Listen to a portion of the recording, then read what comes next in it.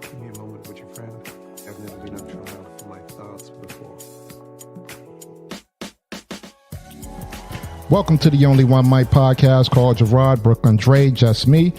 And we joined today by CEO and President of Can I Live, Miss R.W.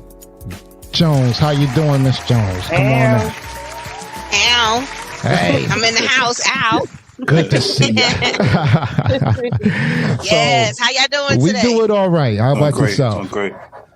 I am doing wonderful. That's good to hear. So Wonderful. tell us where you're from. Initially from Brooklyn, New York.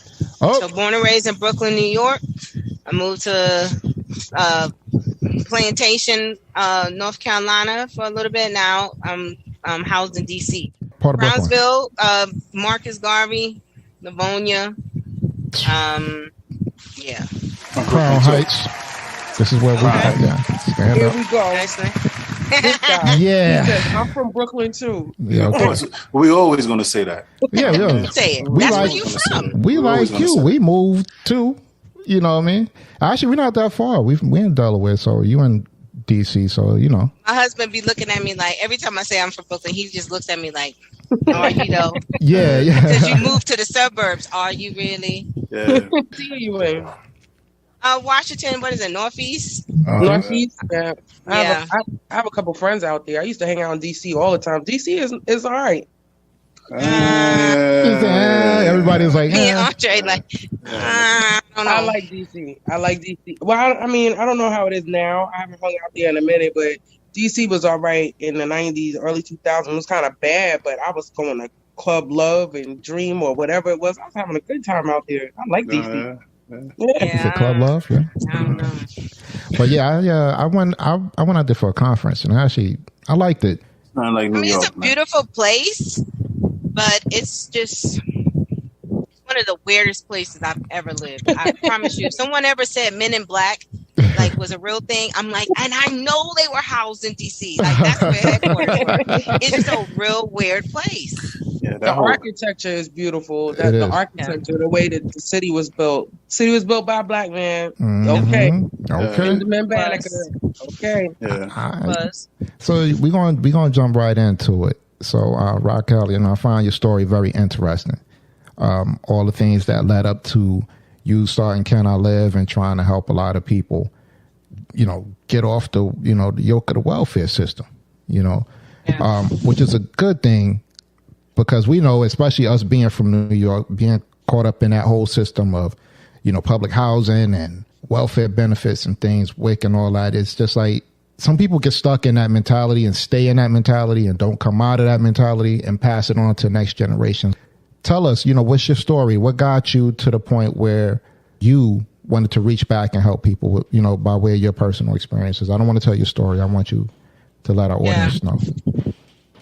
Well, I mean, at first I used to work in a juvenile New York City corrections, and I was over the juveniles, and it was like 160 of them, but 158 of them were African Americans, single families. None of them knew their dads. They was high school dropouts. They were committing crimes, and I knew that was not an accident. Something told me that it was very strategic. It was, how could they all be in the same place with the same things? And so we were one facility. All the facilities in New York State looked the same. From Bronx, New York, Queens, all of them. All the boroughs look the same. All the counties in the United States, all the correctional. And I was like, what is this thing? And how do we just willingly give ourselves and our freedom away? We came from bondage. How do we wind up back in it willingly because of crime? And so as I started to go to school, I was just trying, asking all these questions. I was like, what is this thing? But then I got pregnant. And I was like, well, that was not the plan. The plan wasn't to get pregnant. And so I go to the welfare system. First place, Black women referred to either the abortion clinic or welfare. And then, you learn a game. You learn the more kids you have, the more money they're going to give you. You learn how to manipulate. And there was just something like, wow, this is a whole lifestyle. And I was like, I don't know if I want this. But I got pregnant again. And I mean, literally, I got pregnant again. and I got pregnant again. Every time I went for a checkup, I was pregnant, literally. Wow. I was blaming the white man. I was blaming the devil. And I went and saw the pastor one day. I had to make an appointment with the pastor because I was like, so the devil and the white man, are they like one and the same? They real busy in my life.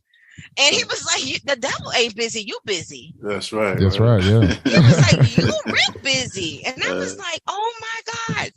And it was like the epiphany that I just created the one thing that I was trying to solve. And that just blew my mind. Like, how could you be trying to solve a problem then become it?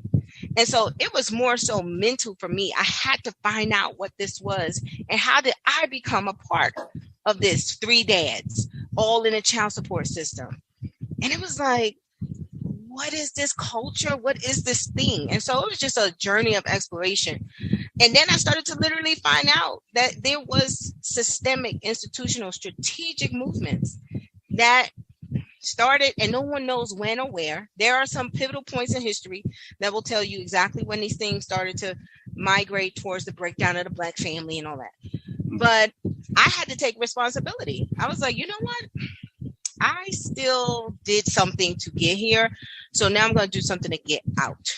But I didn't realize that in that game of poverty, it's something about rejection, abandonment. It's something about having no value. The fact that I'm having kids every time you turn around, all these different men, something was wrong with me. Something was missing in me.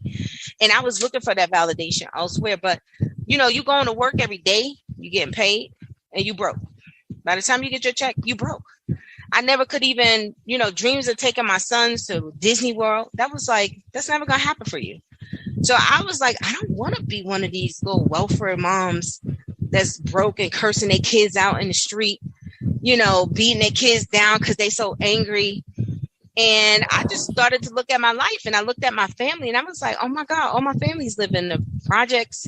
They all are on some kind of, half of them is arrested, in jail, records. They've used the system, alcoholics, domestic violence, pimps. I had everybody, but nobody made it out. Nobody was like wealthy or, you know, I didn't have the frame of reference. And I was like, and I felt this thing like, I'm gonna get stuck here. I'm gonna be stuck. And I literally heard this voice. What I didn't know is I had postpartum. And what I didn't know, I wasn't checking my thoughts. You know, I was letting these thoughts, murder was really like a thing for me. I was so angry. I could have killed somebody. And I heard this voice that said, drown them. And I was about to drown my 4 sons in the tub. I ran the water, got the towel. I called for their name. I called for my oldest, Messiah, because I was like, I'm going to drown him first. He going to give me the least amount of trouble. He the biggest, right? He going to give me the most trouble. Then he was nowhere to be found. So I was like, let me get Nazareth. Okay, where Jordan? Where Genesis? Let me go to the crib and get Genesis because he a baby. He in the crib. He not going to do nothing. At least let me start the process so I can hurry up and finish it because I made a decision that I was going to leave. I was not going to do this because I couldn't get out. And the baby was not in the crib. The kids was nowhere to be found. And then all of a sudden, one of them comes in front of me and he's eating his cookie and he's laughing. And it's like he's moving on around. He's just laughing. But I looked at him and I was like, I don't know why you laughing. I said, because we leaving.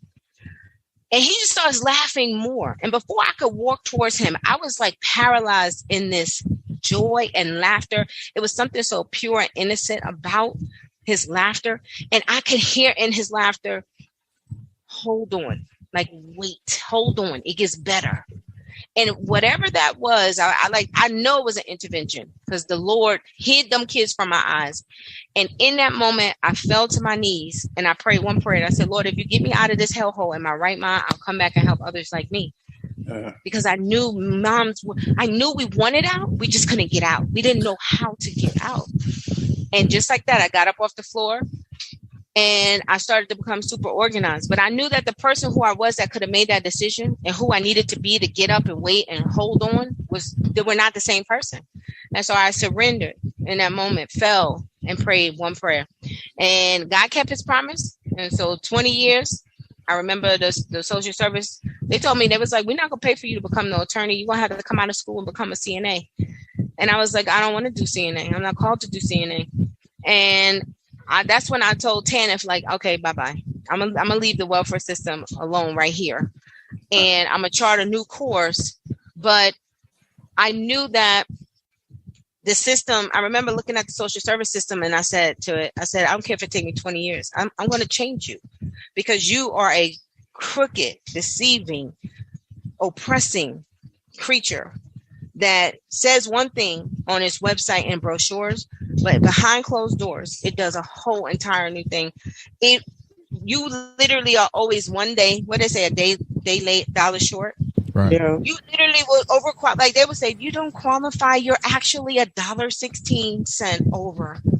I mean, people were not qualifying for like life-changing programs for $1. Right.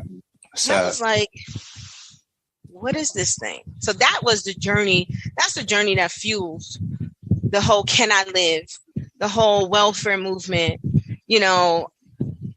And it wasn't until I said, you know what, Lord, I'm not gonna lie.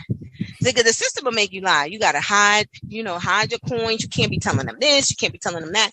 I was like, if this is meant for me to have, I'm gonna tell the truth.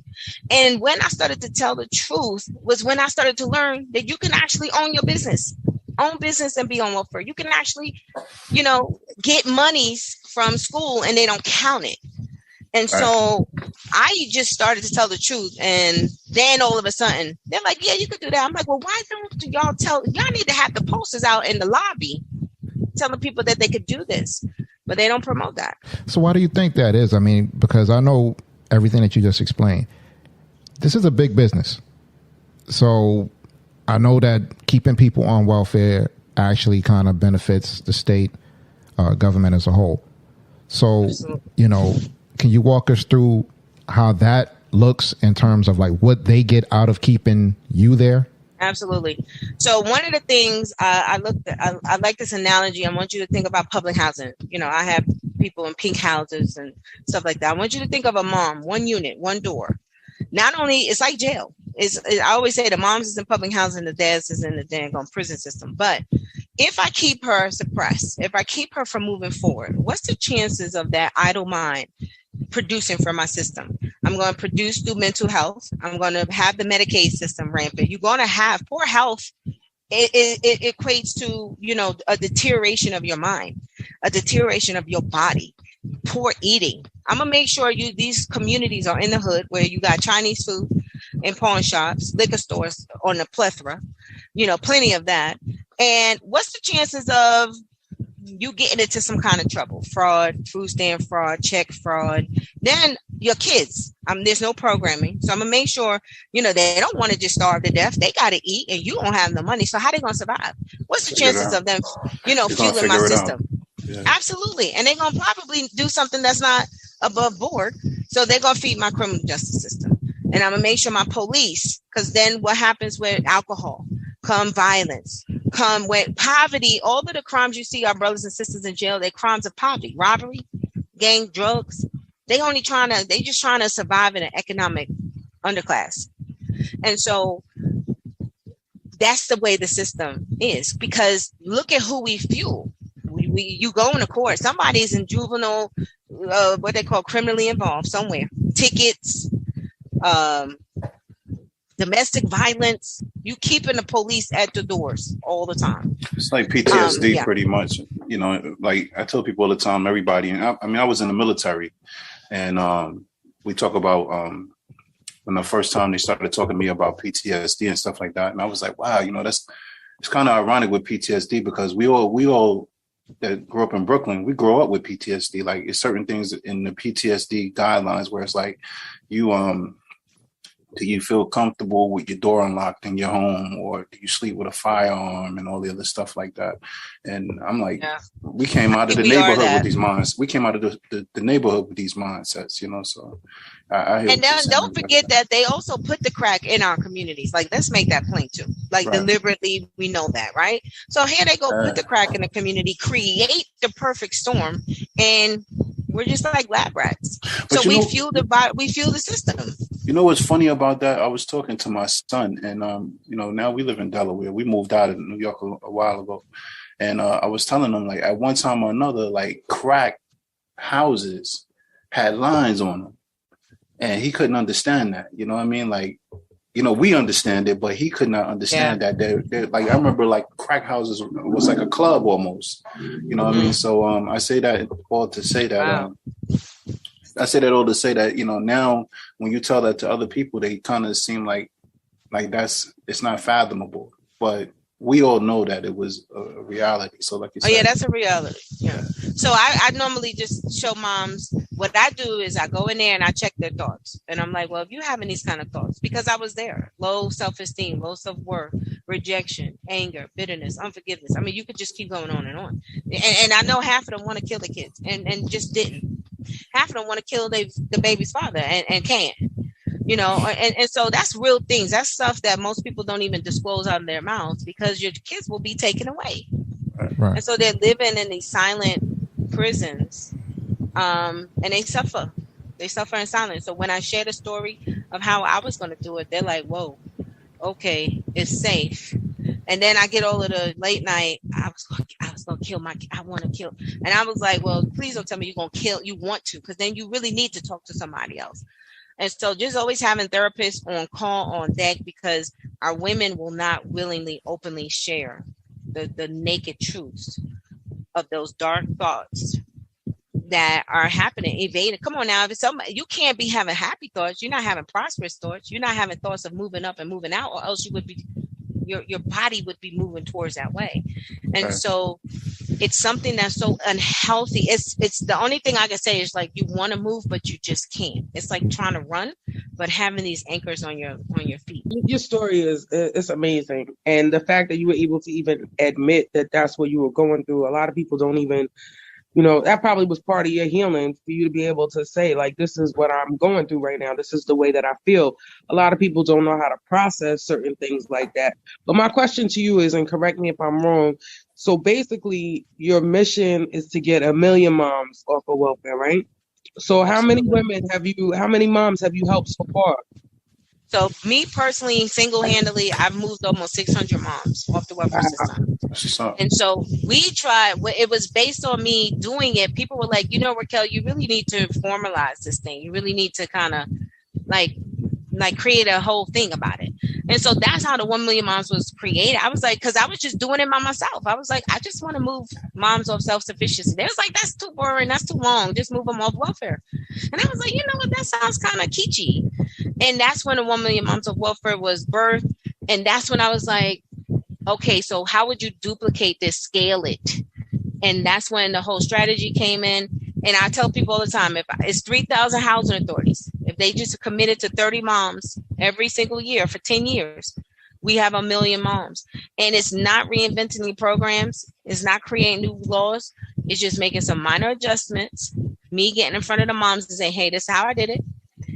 I pretty much maxed out on my student loan. So I used school. School was my Underground Railroad because I could get $20,000 a year in funding, tax-free, and welfare never could touch it because it wasn't income. And so once I found out that I could get this money and keep my benefits, I was like, I'm never coming out of school. And I literally was a professional student for like 12 years. I read and wrote and I studied. I went all the way up to my PhD until they kicked me out and was like, you're going to have to go to the private market because you reached your aggregate amount. And I'm going to tell you, people got all these little PPP loans. It's about solving the economic thirst. Because I was able to solve the economic thirst and I had my rent paid, my bills were now paid. I had housing. I had the rent and stuff taken care of through the benefits, my food and stuff.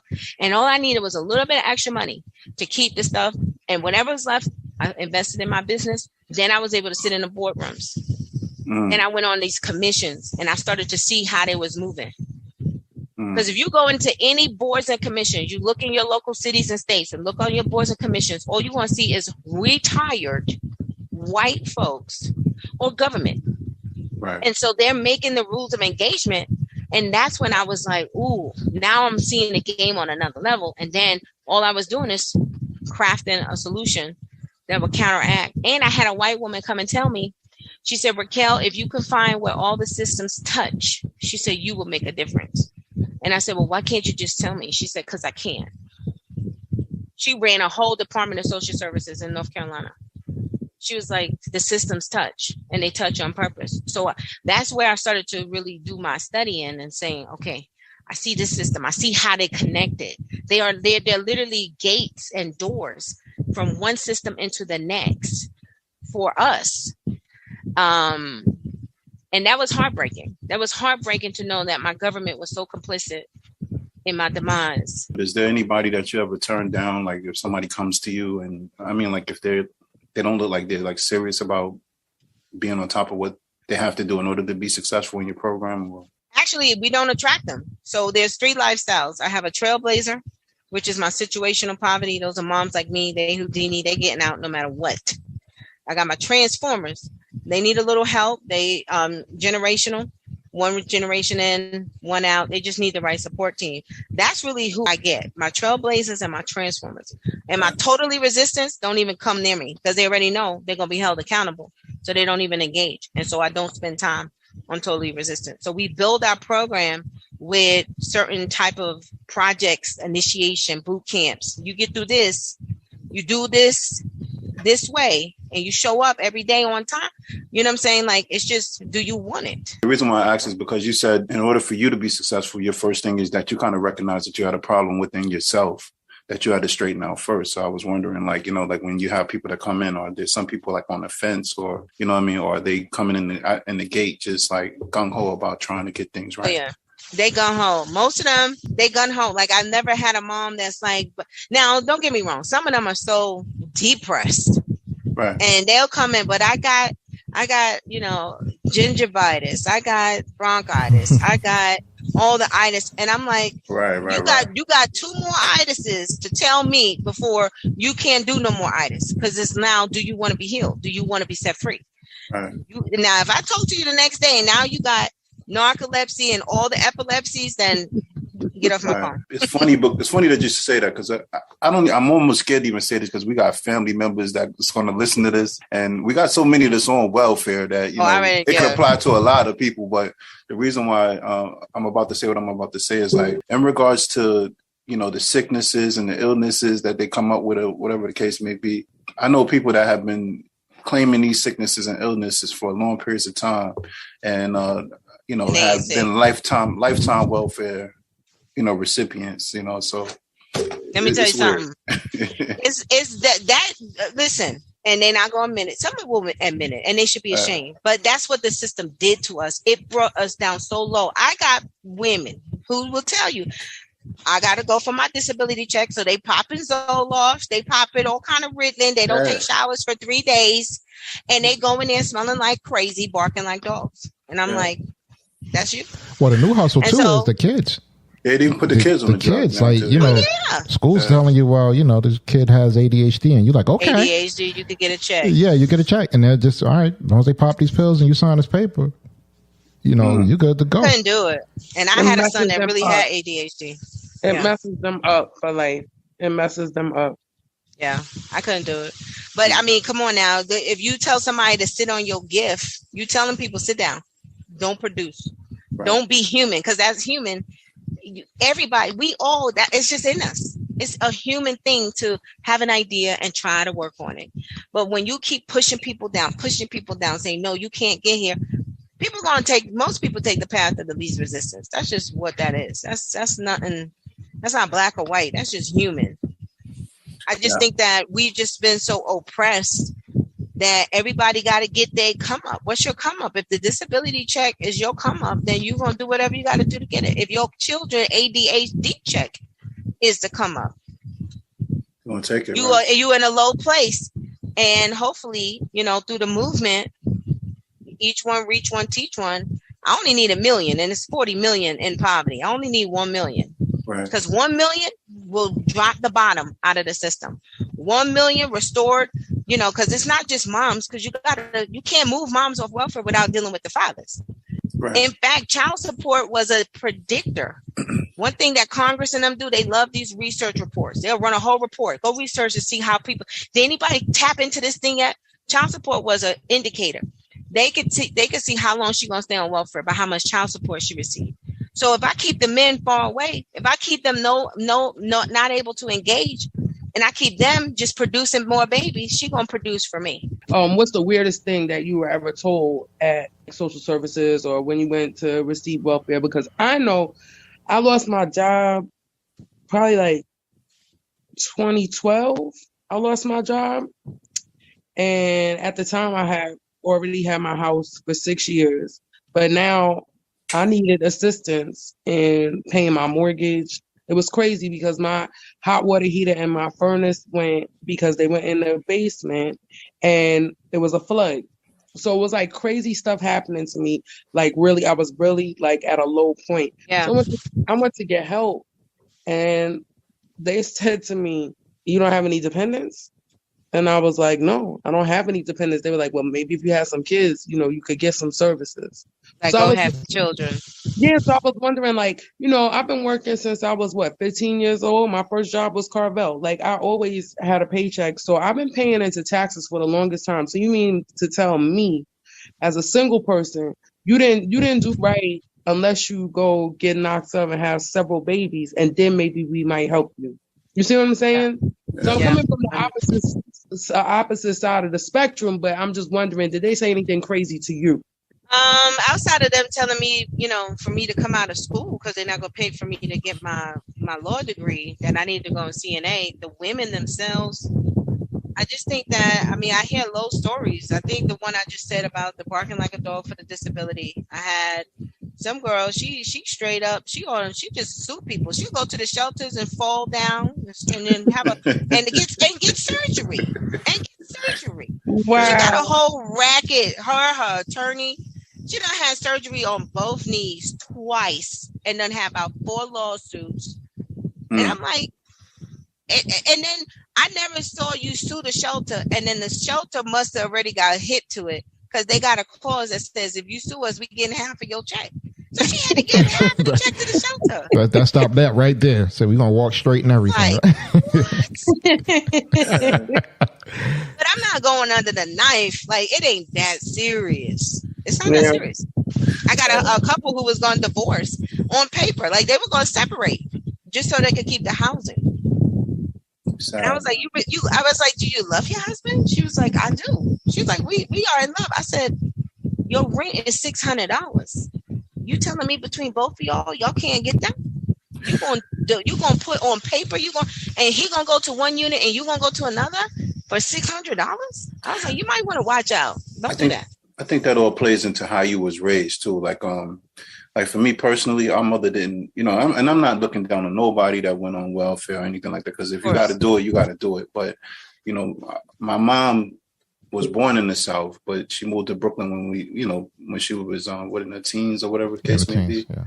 So, just that Southern mentality back then was like, yo, we ain't getting on no welfare. We're not taking it. You know what I mean? And I think, I don't know. I guess if you grow up in that mindset, and I don't want to say the wrong thing. I don't want to say the wrong thing. I'm just saying. Right. Because we got family. Yeah. But don't forget, everybody, I think the narrative, they made the narrative look bad for us. Like, if you get welfare, shame on you. Right. Like, it became a bad thing for us, but they had the welfare first. They had public housing first.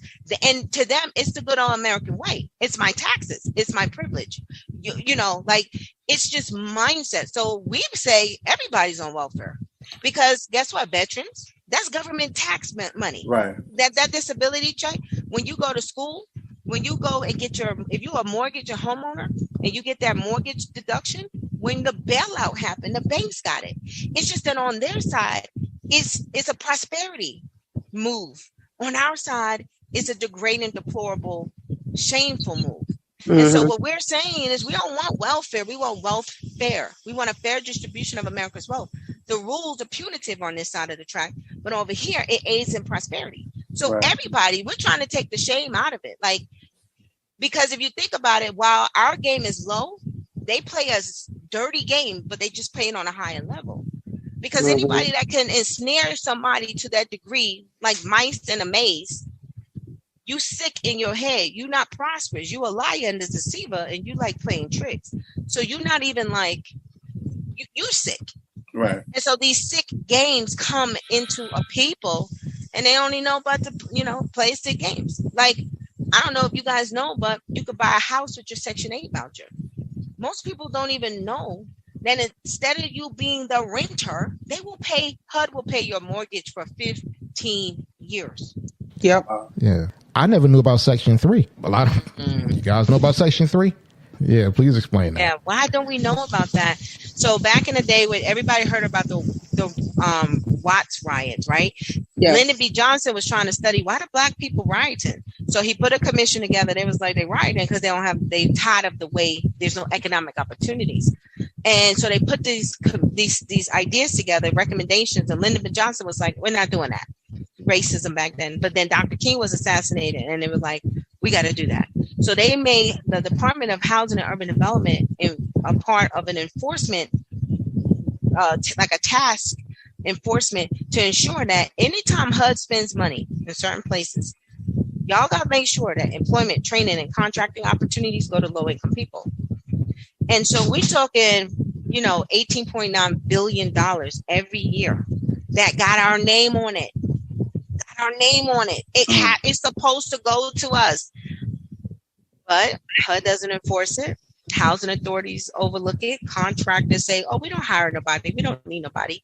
Then they say, there's nobody to hire because nobody can do this work. And believe it or not, in 2022, we just left San Antonio, Texas, and some man had the audacity. He worked for an accounting company. And I said, your contract, you're supposed to make sure that employment, training, and contracting, even your piece of contract is triggered. He was like, but, you got to be like smart to do this kind of work. I could not even believe he said that. So the narrative about low income people public housing is that they just dumbed out, ignorant as all get out, and can't rub 1 and 1 to equal 2. And they believe the narrative, obviously. So we're here to say, listen, I got like 3 PhDs, people that work for me, and we do business with small businesses. So Can I Live is a business supported by other small businesses, other women and men who have businesses, and they're low income businesses. So I always say we put our money where our heart is. We're not just going to talk it, but I'm not about to get all of this money and then go give it to somebody else. No, I'm going to give it to the families because I'm going to show you we're excellent, we're intelligent, and we are the solution. And it's real simple.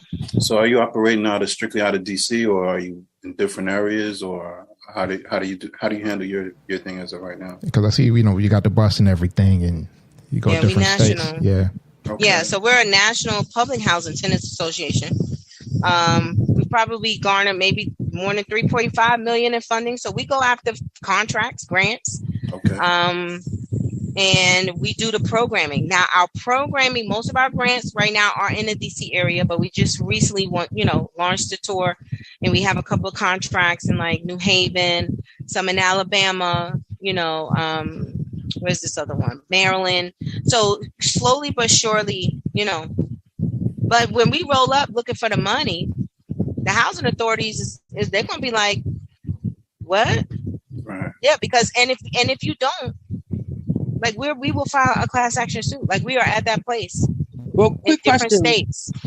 I just want to know, since you branched out and you're dealing with different states, are you running into any complications as far as like the state law? Because I know that the laws are different in every state. Or do you find that this is pretty much clean, same thing in every state across the board? Yeah, just because I was thinking the same thing. Is that what is the opposition that you face? Yeah, we get it. Amen. Our phone is smart. You're intelligent. Right. I was wondering myself, is that what type of opposition that you face? Because this type of program upsets the system. And, that's like a no in regards to the system. So they try to throw everything at you. What's the opposition that you've actually faced? Is it hard to receive funding because of what you do? It's always been hard to receive funding, always. But we've been doing this for 20 years, and it has only been through the grace of God that a ram in the bush. So we've only been supported by agency leaders who believe in what we do. But believe it or not, most of these organizations run by racist folks, white folks, old men, and they just unsubscribe. They just like, we don't want to have nothing to do, And so right now, we're on our way to New Orleans. There's a conference out there. We just started to go where they are. They paying $700 each to go to these conferences. And it's like 500 people at these conferences, all like executive directors, housing authority staff. So we come up, we roll up, we say who we are, we get your name, your email. And if you unsubscribe, we're gonna do a whole live and IG online. It's like, did you unsubscribe? And then we're gonna for you all your data, and then we're gonna use it against you. So I'm telling you, we coming. So this ain't a secret. We're not even at this point. You're gonna give it up because it's ours. It's ours, and we shouldn't even have to fight for it. But so the opposition is they ignore you. That's one of the first rules is ignoring. If they respond to you and give you any kind of airplay, they are validating your presence. And so you don't have to validate it. I'm gonna come into your communities and I'm gonna raise up an army of moms, and then I'm gonna FOIA the data, I'm gonna publish the data, and then I'm gonna shame you. And then don't unsubscribe too. Don't be the one to unsubscribe from the list, because then you might get the class action.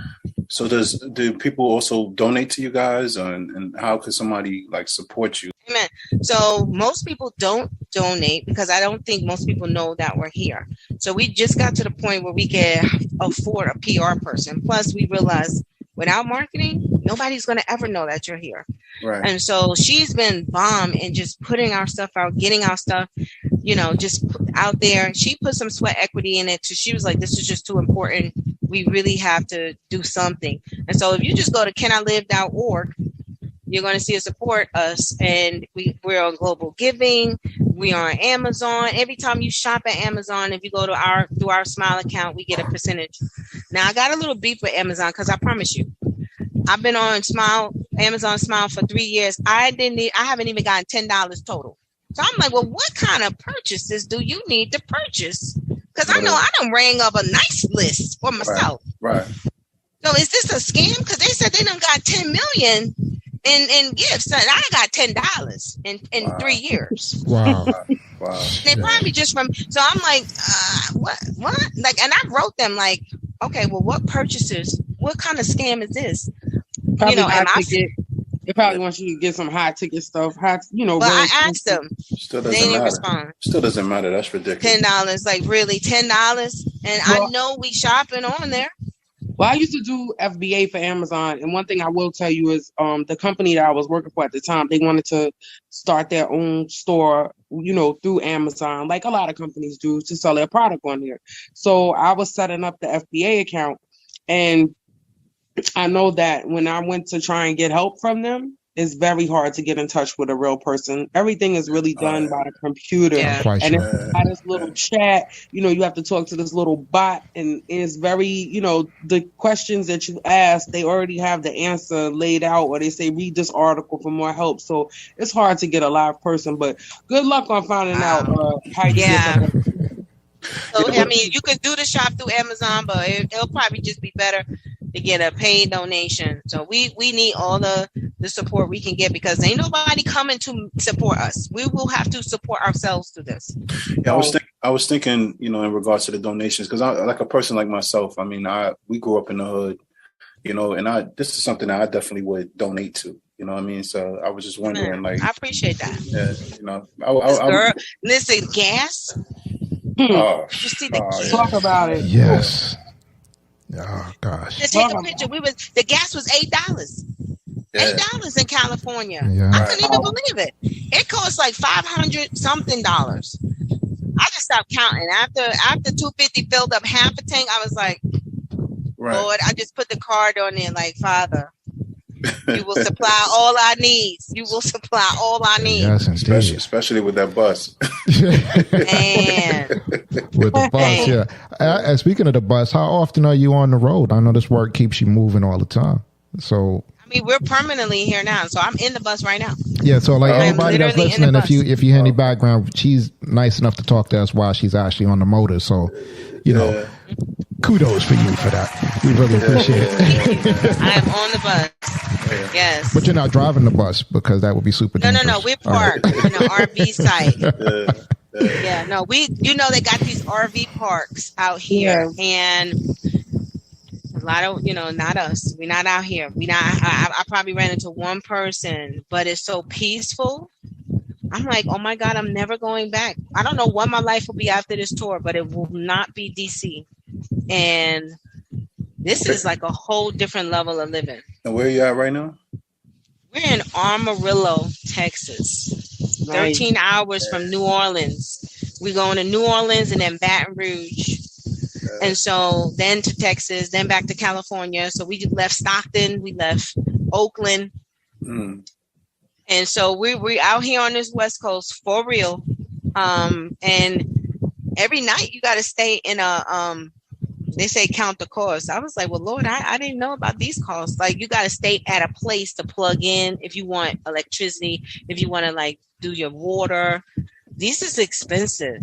Yeah. I just thought I was renting an RV. I'm thinking I'm going to be cooking while we driving and stuff like that. That was like, no, ma'am. Yeah. Sit down. I really love and respect what you guys are doing, man. Yeah, most definitely. Yeah, it's just the first thing I've heard in a long time where we're like, well, I'm interested in donating to it, because everything seems like a scam, and because I'm one of them people that see that money coming out of my check every month, going towards these different people. Well, it's supposed to go towards the right people, whatever the case may be. Right. I'm almost wanted to say, and I know some people that been on welfare forever, and I was one of the people almost to say, yo, listen, I want them to stop it. You know what I mean? Yeah. But I don't want them to stop it, because I know people need it. We need it. Right. Yeah. But you need it. I even got to a point where having this conversation one time, I was like, man, they need to give people a time limit on it. Yeah. Believe it or not, we supported that. And a lot of white organizations came after us in the name of Black folks. And I was like, they don't like work requirements. They don't think term limits should be in public housing. And I mean, they came for us, and it was white people, but saying that they were like doing it on behalf of tenants and they don't support work requirements. I said, well, I don't know nobody that don't want to really like work. Shelter folks? Like, well, who we talking about? Even they feel with the shelter. But let me just say something about y'all. Wow, this is really refreshing. One thing you might not know, Carl and Andre and Just, I don't talk to a lot of Black folks. Most of the people that be trying to support us, white folks, Republican, conservative, or if they black, they evangelical Republican pastors, the church. Wow. So to talk to regular, like everyday people that I know in the street that got their heart with the people, it is so refreshing, and particularly to hear that you would want to support this. Right. That is like everything to me, because that's and not who normally supports us. Well, not even. Well, you went on mute, Just. What you say? Well, not said, even Andre, you rich. That's what she said. That's what she said. I wish, man. But not even in the sense of just like financially, like, you know what I mean? Like when y'all guys are applying pressure on these lawmakers and different things like that, it should be, like people like us that should be coming out and trying to support this whole program. Yeah. Absolutely. And we got a whole policy agenda. We got, we have to change policy. Like we want to educate non-incarcerated fathers for failure to pay child support. We want to have, uniform calculations. You got mom managing 8 different programs, all calculating 8 different types of funding formulas. It's like, she going crazy just trying to make sure this person don't know about this program, and she got a research over here, research over there. They counting the rent. These ain't counting the rent. It's like, seriously. They poor people. Another thing I think that's important that we say that, they always paint Black people as like the face of the welfare program. And that's not the case. It's not the case. It's actually, as I remember correctly, white women are like the leading people that's on welfare. You know what I mean? So but they don't think they on it. They don't think they don't think it's welfare. It's not welfare to them. It's the American way. It's my taxes. They really literally think that. And that's why you see where you get your support from. Because I was going to say that when you said most of it is, white people coming out on behalf of the tenants, and things of that nature. It's like, because statistically, they're the highest percentage that's on welfare. We just the face of it, but they're the highest percentage that's actually on it. But we do disproportionately represent, because to be 13% of the United States population, but huge. More than 50% of the bowels, that's a problem. Yes, sure. Like that's where it's a problem, because we 51% of this place, and incomes I think are like 11,000 a year. Like what is you doing? And that's disability. Most of that is that $800 a month. So I mean, whatever love and support. Can I live? We're out here. We just got. I will tell you guys. We just got Dr. Knowles, Beyonce knows. Dr. Matthew Knowles, Beyonce's dad, has signed on to the tour. And so he's gonna be meeting with him next week. He's gonna be doing a couple of events with us and whatever he can to. So I'll make sure that Ruthie gives you guys, like, when we have our first event with him, it'll be virtual, but he is signing on as a supporter of the tour. That's awesome. That's awesome. Like, we're actually in a conference with Dr. Knowles in about another week or so. I'm talking about mental health. He's like one of the panelists on there. So yeah, that's a good thing. That it shows you how small this world is in terms of people trying to help each other. His people. Yeah, he said he down with it. They love it. So sometimes you only need one fish before you get the other. And that's the thing that kind of when we interview a lot of people who do different things within the community, because that's just what we do here, kind of exchange information. And so when I see like programs such as this, and I think to myself, people, especially our people, are in positions like Dr. Knowles that have money. Yeah. And we just spend it on foolishness and things that don't matter. But yet you have all these community programs and things that need funding, that need just something as simple as promotion. And you don't get that from anybody. Like, is nobody searching for it? Or, like I asked, you reach out to certain people, I'm quite sure.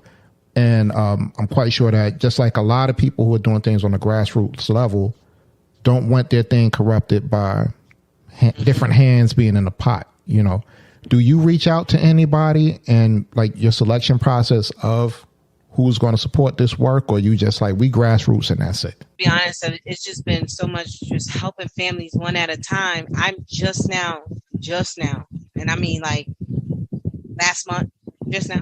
Like, what are we in? What is this, June? May. Yeah. May, when we left for Texas, it was like, all right, Racquel, you got to level up and you got to build these relationships and you got to do what I hate doing. I just don't want to talk about nonsense. It's like that kiki, ha, ha, ha, ha, ha. No, people are dying like every day. No, if it ain't about the business of moving families forward, I really don't. But you got the kiki. It's like these fools out here kikiing. I'm like, I got a kiki, but I got to do it. So we just now reaching out. One thing that I just found out recently, I think this is why a lot of even Black businesses and businesses stay away from like these different programs and stuff like that now. Because like somebody was just saying to me, like, even with Black Lives Matter and stuff like that, like once an organization signs on and say that they're, they want to support Black Lives Matter, they get a backlash on their business. Say a company, I'm just hypothetically speaking, say a company like Nike signs on and say, they want to be a part of Black Lives Matter.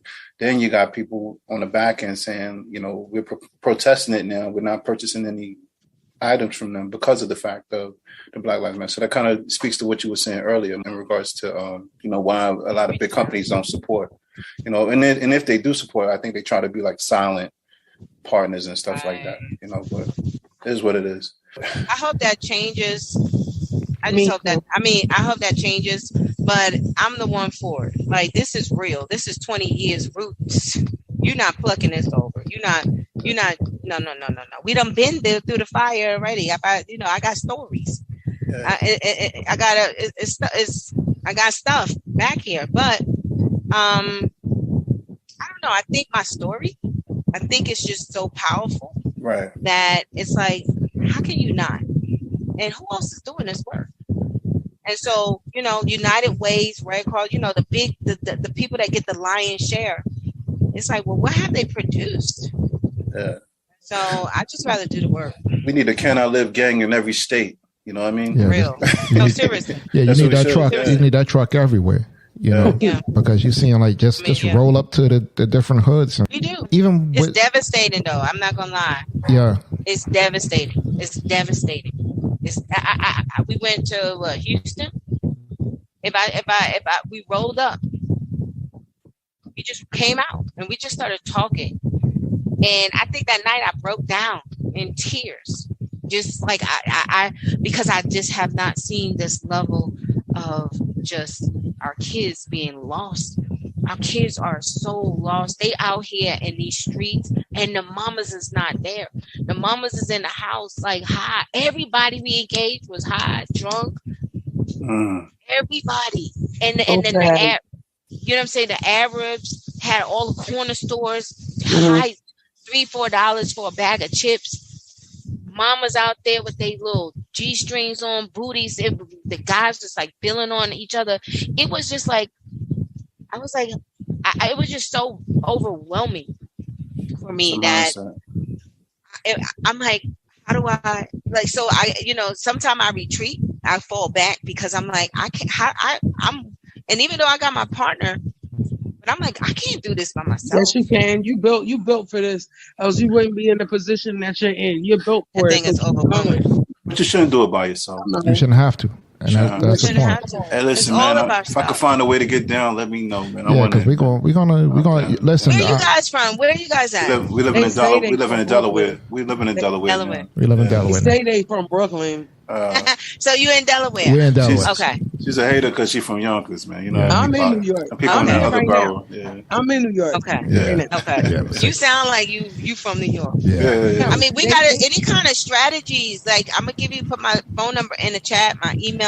Any kind of strategies. I know we come into Connecticut, New Haven. We got to go where they pay us, because this thing is expensive. Right.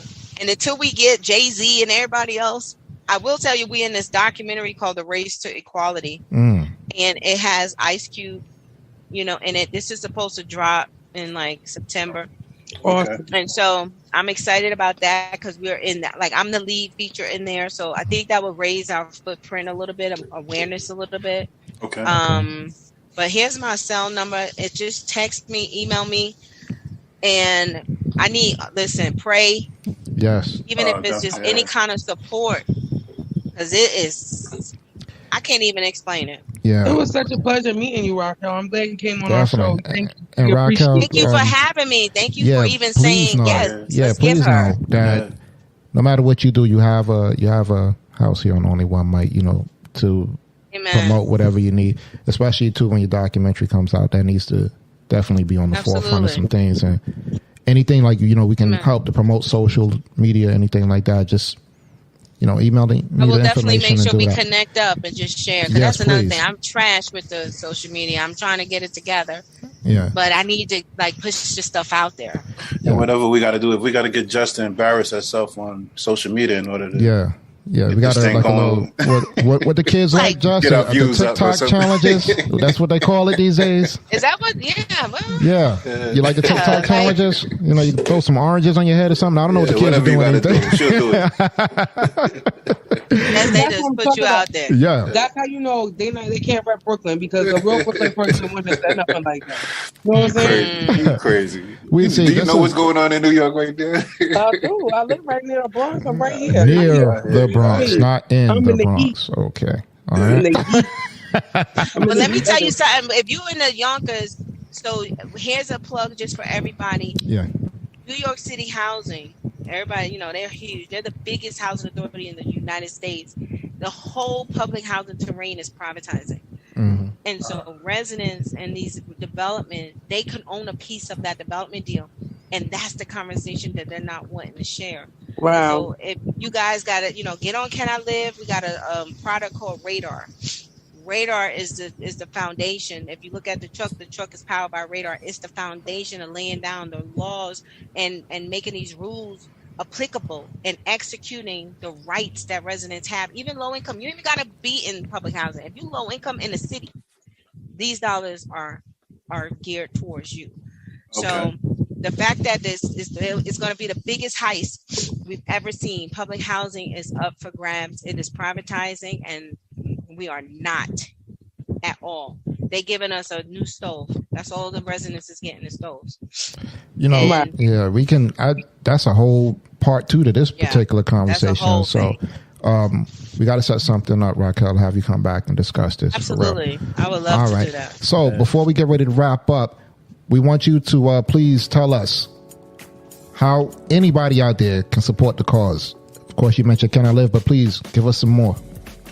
Yeah, so definitely cannotlive.org. Go to our IG, at least subscribe. God knows, just give us some numbers so we can, look like we out here really, really in these streets doing this stuff. And then, of course, donate. Put your money where your heart is, everybody, and give whatever, $5, whatever you can, give. Right. Because we are our own solution, and nobody is coming to save us.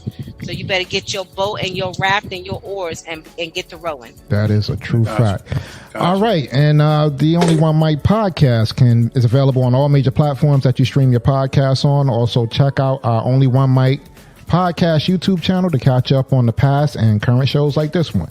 Please don't forget to rate the show and subscribe. Also, if you'd like to get in contact with the Only One Mic podcast, you can reach us via Instagram and Twitter at the Only One Mic P1. Facebook and LinkedIn at the Only One Mic Podcast, and also via email at the Only One Mic 00@gmail.com. R.W. Jones, thank you, sister, for joining us once again. We really appreciate you. And as always, we encourage you, yes, to speak your truth quietly and clearly and listen to others, even the dull and the ignorant, because they too have their story to tell. So until next time, please keep in mind that we never had to run from the Ku Klux Klan, and we shouldn't have to run from a black man. Peace. Peace.